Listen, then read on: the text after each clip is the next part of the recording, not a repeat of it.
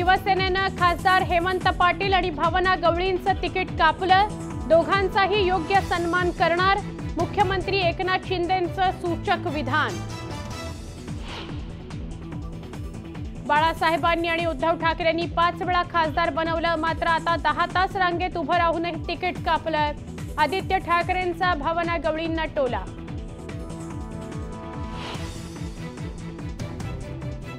नवनीत राणांचं जात वैधता प्रमाणपत्र ठरलं खरं, म्हणजेच वैध ठरवलं। सुप्रीम कोर्टाकडून दिलासा, तर अमरावतीतून उमेदवारी अर्ज भरल्यानंतर नवनीत राणा भावूक झाल्या।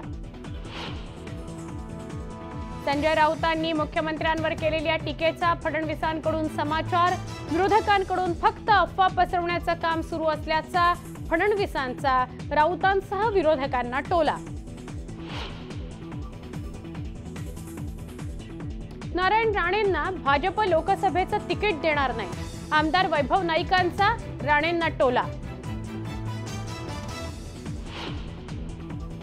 साताऱ्यातून मीच निवडणूक लढवणार, उदयनराजे भोसलेंचं वक्तव्य।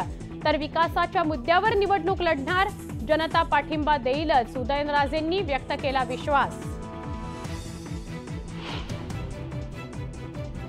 लोकसभा निवडणुकीकरता शरद पवार गटाची दुसरी यादी जाहीर। बीडमधून ज्योती मेटेंचा पत्ता कट, बजरंग सोनवणेंना उमेदवारी, तर भिवंडीतून सुरेश म्हात्रे उतरणार निवडणुकीच्या रिंगणात।